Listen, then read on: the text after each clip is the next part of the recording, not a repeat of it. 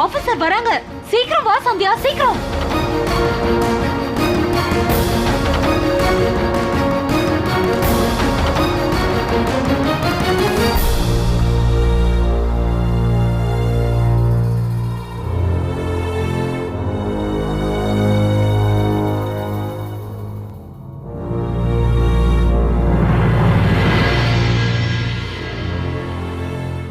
Officer Sanjay, இங்க வாங்க.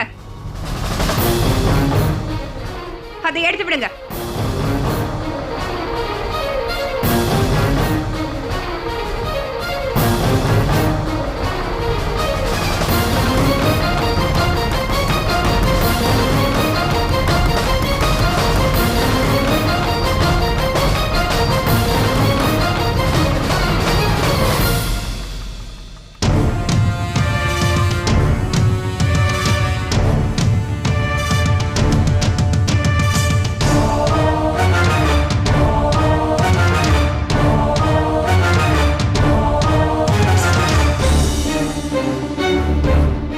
இன்னைக்கு உன்னோட இந்த முடினாலதான் உன்னோட டாஸ்க கம்ப்ளீட் பண்ணவே முடியாம போயிடுச்சு.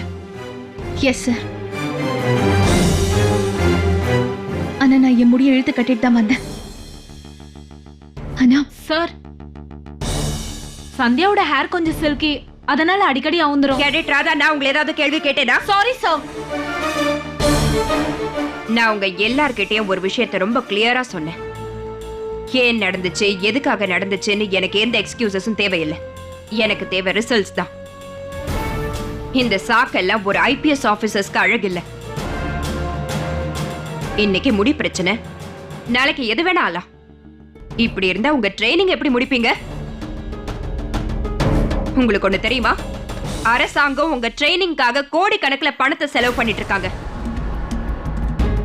அதுக்கு பதிலா ரிசல்ட்ஸ் தான் எதிர்பார்க்கறாங்க. அவங்க எதிர்பார்க்கிற ஐபிஎஸ் ஆபீசர்ஸ் லா அண்ட் ஆர்டரை ப்ரொடெக்ட் பண்ணணும்னு நினைக்கிறாங்க. ஒரு சாதாரண குடிமகனை காப்பாற்றணும்னு நினைக்கிறாங்க. ஆபீசர் சந்தியா, சொல்லுங்க, உங்களோட முடிக்கு இப்ப என்ன சொல்யூஷன்?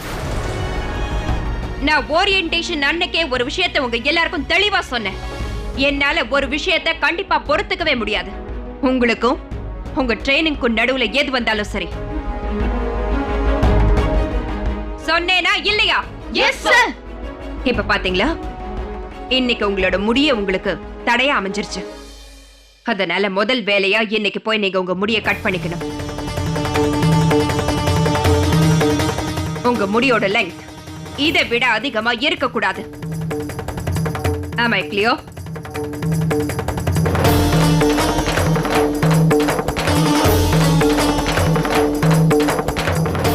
Yes sir.